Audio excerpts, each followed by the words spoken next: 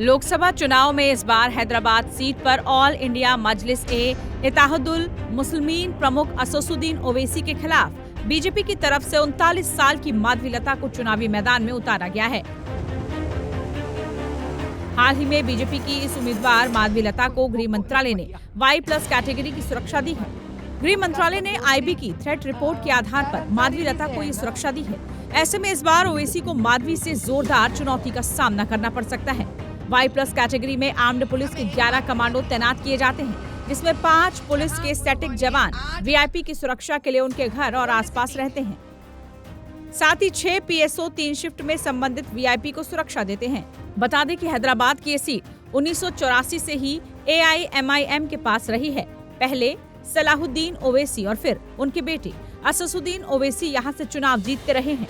4 बार के सांसद ओवैसी ने 2019 में बीजेपी के भगवंत राव को 2.5 लाख से ज्यादा वोटों से हराया था। हालांकि इस बार बीजेपी नेता ओवैसी से ये सीट छीनने को लेकर आश्वस्त है। देखो मैं ये Y+ सिक्योरिटी सिर्फ एक इंसान से एक सच्चाई की लड़ाई को बचाने के लिए दिए हैं। वो इंसान जिनका नाम असद जी है, जो एक पहलवान के बेटे को जेल में डाल सकते हैं, वो असद जी जिनके दोस्ती किंग्स ग्रुप से हो सकता है, वो असद जी जो वक्फ बोर्ड के लैंड कब्जे होने पर भी चुप रहते हैं, वो असद जी जो शमशाने तोड़ने पर चुप रहते हैं, वो असद जी जो SC ST पारदीवाड़ा के औरतों पर जुल्म होने पर चुप रहते हैं। तो अब तो हमको सोचना पड़ेगा ना भैया कि किस किस को पाल कर बड़े कर रहे वो। माधवी लता हाल ही में सुर्खियों में तब आई थी जब बीजेपी ने उन्हें असदुद्दीन ओवैसी के खिलाफ हैदराबाद से बीजेपी का उम्मीदवार बनाया। माधवी लता का कोई पॉलिटिकल बैकग्राउंड नहीं है और वो ओवैसी की तरह किसी राजनीतिक परिवार से ताल्लुक भी नहीं रखती है।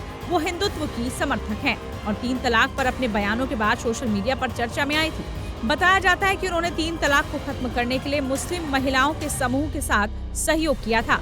उधर प्रधानमंत्री नरेंद्र मोदी ने भी माधवी लता की खूब तारीफ की है। PM मोदी ने सोशल मीडिया प्लेटफॉर्म X पर अपनी पोस्ट में उन्हें असाधारण बताते हुए लिखा था, आपने बहुत ठोस मुद्दे उठाए हैं और तर्क और जुनून के साथ ऐसा किया है। आपको मेरी शुभकामनाएं। आपको बता दें कि पेशेवर भरतनाट्यम नृत्यांगना माधवी लता इससे पहले राजनीति में सक्रिय नहीं थी। हालांकि बीजेपी ने उन्हें ओवैसी से मुकाबला करने के लिए उनके गढ़ में अपना उम्मीदवार बनाया है। हैरानी इस बात की है कि बीजेपी ने हैदराबाद में आज तक किसी भी महिला को मैदान में नहीं उतारा है। माधवी लता के बारे में कहा जाता है कि वो पुराने शहर के कुछ हिस्सों में परोपकारी गतिविधियों में सक्रिय रही हैं। अपने हिंदुत्व समर्थक भाषणों के लिए मशहूर माधवी लता ने 3 तलाक के खिलाफ भी अभियान चलाया था। वो अलग अलग मुस्लिम महिला समूहों के हमेशा संपर्क में रहती हैं। लता लातम्मा फाउंडेशन और लोपामुद्रा चैरिटेबल ट्रस्ट की ट्रस्टी भी हैं, जहां वो निराश्रित मुस्लिम महिलाओं की आर्थिक मदद करती हैं। टाइम्स नाउ भारत डिजिटल की रिपोर्ट।